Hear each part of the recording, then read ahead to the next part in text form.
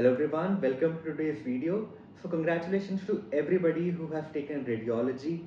Welcome to the world of imaging and image guided interventions. I'm sure you'll love your time in radiology. I also chose radiology 5 years ago and believe me, I'm pretty satisfied with my branch. So first of all, a brief introduction about me. I am Dr. Rishabh Chen. I'm a 2012 batch AIIMSonian from AIIMS Delhi. I did my MBBS from AIIMS New Delhi and subsequently my post-graduation in radiology from PGI Chandigarh, and I'm currently a senior resident at AIIMS New Delhi. Now, first of all, how is radiology residency different from other branches? So first of all, it is a new subject for you, okay? So you will need to build some basics. There is systematic approach to image search patterns. So you need to develop search patterns for each modality. That is what you learn in your radiology residency, and that will take some time to learn. So it is a new subject for you. You'll have to start from scratch because unlike let's say gynae, medicine and surgery, in which you have some idea about what is being talked about because you have read it in your MBBS, in radiology you haven't. Okay, so rest assured you will learn stuff. Everybody learns stuff. You will learn stuff once you are in your second year. Second important point is the syllabus of radiology is pretty big. Now, radiology encompasses almost all diseases from head to toe, and there are a lot of diseases which have typical imaging appearances and for which radiology is done.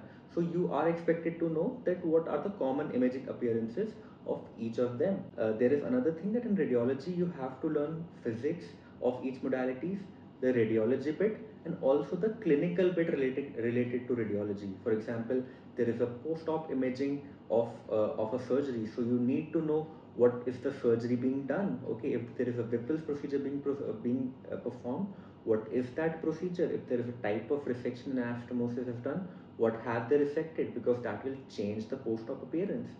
So you have to know a little clinical background of almost everything which your residency will teach you. Now the third important factor, and I think this is an important factor, is that your patients are clinicians. Okay, doctors are your patients, so you need to know more than that, and for that you need to read a lot. So radiology in general is one subject which will require a lot of reading during your residency.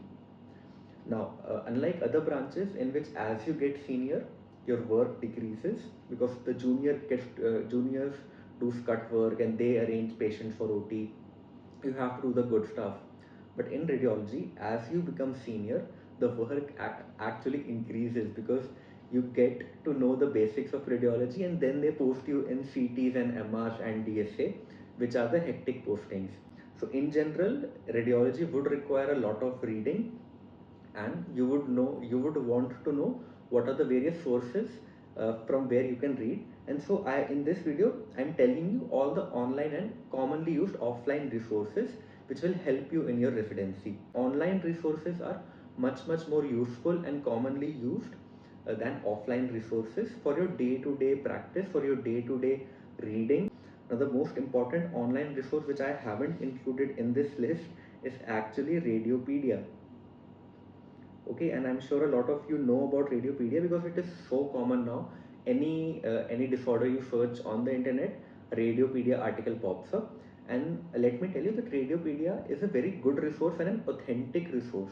So the first important online resource I would like you to subscribe is Radiology, RSNA. So RSNA stands for Radiological Society of North America, and it is the biggest society of radiology in the world, right? And they have their official journal by the name of Radiology.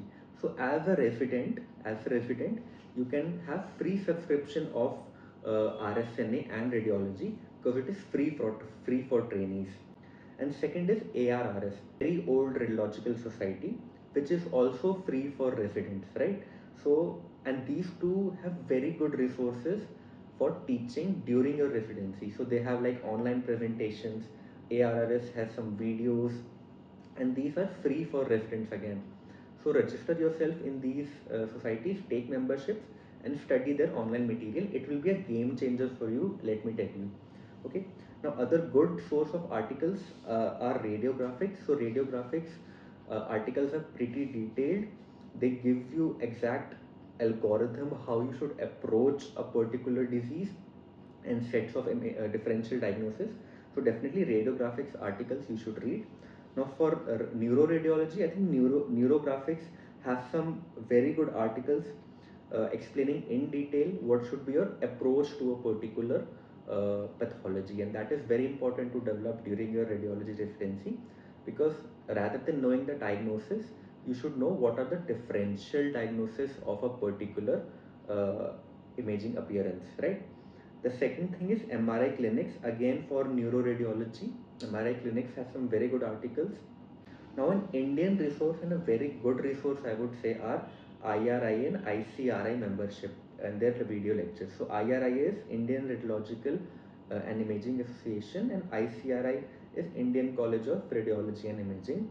And so, these are Indian radiological societies, very good societies, which frequently hold up free video lectures about important topics which are asked in the exam and important topics which a resident should know. So definitely take up their memberships. I think it's free now. IRI membership, you have to pay a certain amount to become a live provisional life member, and after that you can get access to all the newsletter of IRIA and upcoming video lectures, right? And these are also game changer in your preparation, because it is taught by very well known faculty of radiology throughout India, and they take around 1 to 2 hours lecture every day, or every, let's say, 2 to 3 times a week, and like you can watch them and then read up the standard textbook.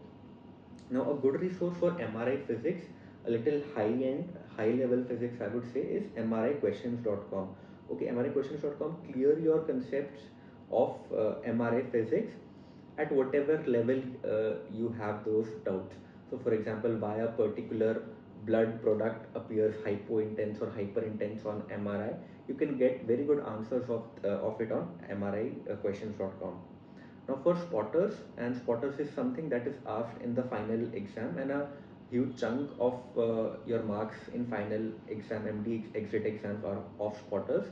So you need to practice spotters, and I would suggest that you start practicing spotters from your third or fourth sem rather than waiting till the sixth sem. A lot of my seniors did start preparing for spotters in their fourth semester, randomly scrolling through the spotters, and you can find online spotters on Radio Gyan and Radiologist I. These are two important websites. Very good radiology content, good spotters list, and you can practice spotters from there. Now, Cafe Rentgen is a society based out of Mumbai in India, and has some very good resources about where you should prepare your radiology residency from. So it has some video lectures that they keep taking up. Also have resources about what are the books to refer to in radiology, and also future prospects in radiology. So where are the various fellowships post MD that are available, DM programs, some knowledge about FRCR like going to the UK or the US. So again, a very good resource for you to check out online.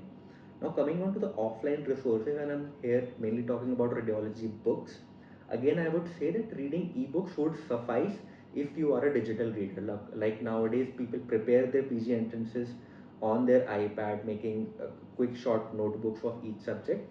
And I'm sure that habit will continue in residency, and ebooks would be suffice for reading text for reading radiology. Now, what are the books to be referred to? So, the complete books covering head to toe every system. Two important books, I would say, Granger and Allison. Now, Granger and Allison is the standard textbook of radiology, in my opinion, which all over India MDs read. And Granger and Allison has all systems starting from head to toe. Now, Haga is another good book, I would say, pretty detailed book, give things in detail, but it is mainly for CT and MRI. So CT and MR appearance of everything from head to toe, but then it would not contain things like X-ray may appearances or ultrasound appearance of those things. For everything from head to toe, be it physics, be it ultrasound imaging, X-ray, CT or MRI of each individual system and its pathologies, AIIMS MAMC PGI is a very good book series. So AIIMS MAMC PGI is a set of radiology books which have been co-authored by the faculty of AIIMS, MAMC and PGI. So they'll have books for each system. So there is a AIIMS, MAMC, PGI series on GIT radiology, neuroradiology, head and neck radiology, musculoskeletal and breast imaging, etc., etc. And these are typically the books which the MDs read during their MD exit exams, right? Now, which are the other standard textbook in each subspecialty of radiology? So for brain imaging, okay, Osborne, I would highly recommend you to read it because Osborne is a very, very good book. Now it is very well written by Dr. Anne Osborne, and she's still alive, very aged, very highly renowned neuroradiologist, and the book is so beautifully written. It reminds me of Robbins, frankly. So it goes on from epidemiology to clinical features, and then talks about pathology. So it has pathology sections and specimen explaining how this particular imaging appearance was actually there in pathology and how you can correlate with it. Also, Osborne has very good tables. Okay, it has very good tables for quick revision. For quick revision, and this will really help you revise important tables at the end. Now for thoracic imaging, Web is a standard textbook that is read by everybody in their MD exams, and again a very good book, I would say. Easy to read, quick to read, again has tables for rapid revision. Now a very good series for thoracic imaging is by Dr. Ashu Shet Bhalla, and she's currently a professor of radiology at AIIMS Delhi, and ma'am has released 3 sets of books, right? And those 3 sets of books are literally the gem of thoracic imaging. Now these cover thoracic imaging in detail and covers everything that is important for thoracic imaging. So she has released books on chest infections, interstitial lung disease, and chest tumors, okay, and beautifully written books. She talks about how to approach a particular pathology, how to approach chest tumors, how to approach a lung mass, how do you explain or define or characterize a particular lung mass. Very beautifully written book. If you have time, let's say you are posted in CT for a month or two, you have taken like 1 week to read chest radiology, I would highly recommend you to go through these books as well. Now for skeletal radiology, Yokum and Rove, very good book again, in detail about skeletal radiology. Must know topics to read, I think, are tumor. You should definitely read bone tumors from Yokum. Arthritis again is beautifully given, and then metabolic bone diseases like rickets, hyperparathyroidism, scurvy, and other important metabolic bone diseases which are asked in spotters. So MSK is pretty frequently asked in spotters. I think Yokum is a very good book to read skeletal or MSK radiology from, mainly X-rays. So Yokum only has X-rays, not MRIs or CT of musculoskeletal pathologies. Now standard textbooks for GIT, like the Bible of GIT, is considered to be Goran Levine, and it is a pretty big book, but again a complete book. You can have it on your iPad, no need to buy it, I think. Greenspan and Stoller are again books for MSK radiology, and again they are big standard textbooks, but again good for referencing, not for revising. You can have them on your iPad.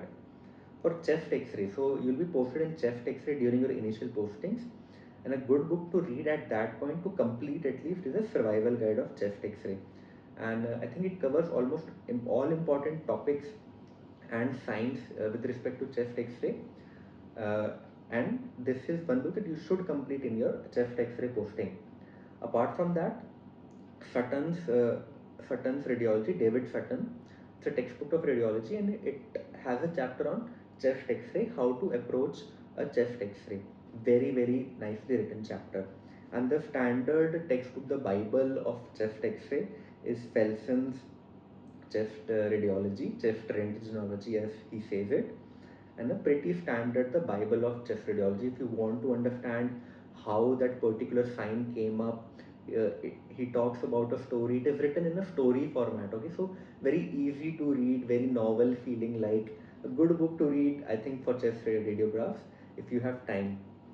Now for ultrasound, usually RUMAC is the book that is referred across, but I think WHO manual is a very concise, crisp uh, book of ultrasound which covers almost all important ultrasound in in pretty decent detail, I would say. I read it during my ultrasound posting and I found it to be complete. For OBS imaging, yes, RUMAC and CALENS. So for OBS imaging, I would also recommend CALENS. It is a obstetric imaging and fetal medicine book. I think you should read it if you're interested in and you're posted in obstetric ultrasound. For mammography, I think you need not to go anywhere else apart from the ACR BIRAT's 5th edition. So it is a PDF of around 300 to 400 pages, and that is the only thing that you should read in mammography.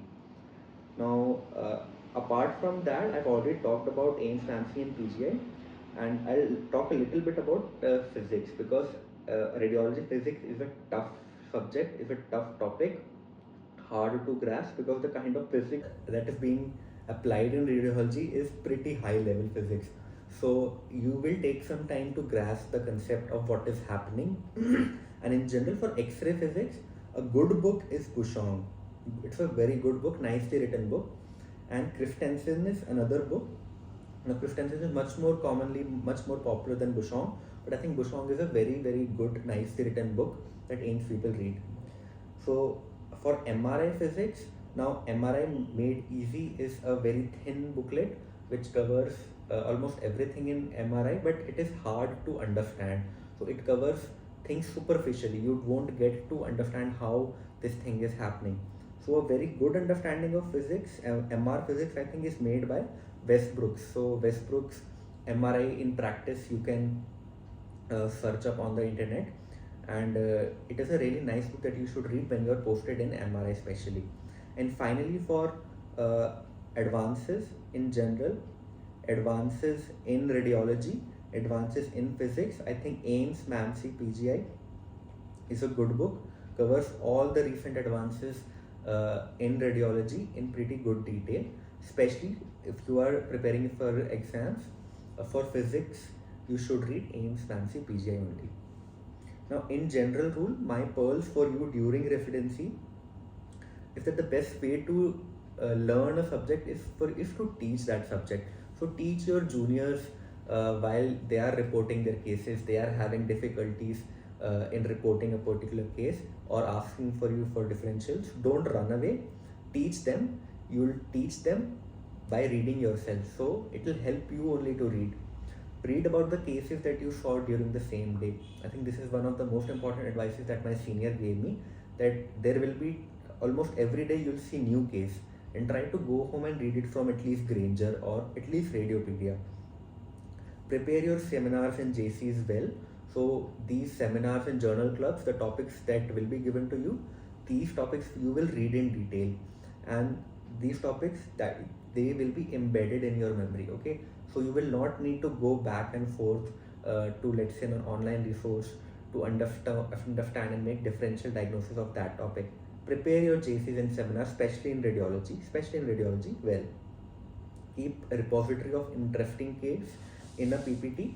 For example, you saw an interesting chest x-ray, you're posted in chest x-rays, and you have seen like 10-15 interesting good x-rays. Simultaneously, like, put it in a PPT. It will really help you to revise when you're preparing for your MDs, or let's say post MD, you'll have a set of images for showcasing it to your juniors, or like sending it in a conference or presenting it in a conference.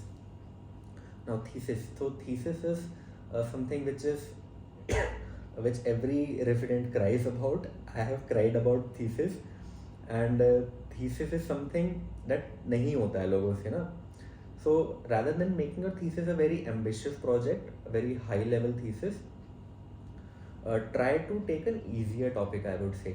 Unless you have a very good guide who is as enthusiastic as you for your thesis. But if that is not the case, try to choose a simple topic. I'm not saying try to choose a bad topic. Even good topics can be simple, and try to choose topics which do not have a lot of follow-up, because following up of patients will be difficult, especially in a government setup. where patient might or might not come back, right? Preferably don't rely much on surgical resection.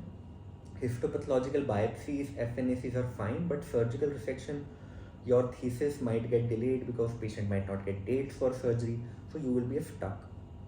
Modality, yes, getting dates of CTs and ultrasound for your thesis can be a little problem. If your guide is very supportive, might not be a problem. Uh, Preferably, ultrasound theses are generally easier to perform because ultrasound gets quickly done. You don't need a date, a time for the for the ultrasound to be done. You can do it yourself as well.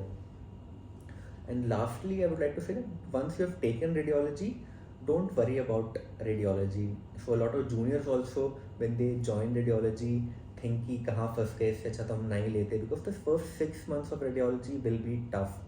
You might regret your decision of taking radiology. You might not, because you might not be able to understand radiology in the first 6 months. It is a good branch. You'll slowly get to learn radiology. You'll slowly get to love radiology. It will grow slowly on you, but it will take some time.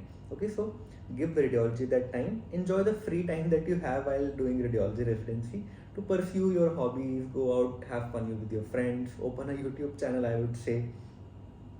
And rest assured, radiology has good earnings. Whatever people might say about AI, whatever people might say about clinicians getting to learn radiology on their own, still radiologists are earning pretty well, right?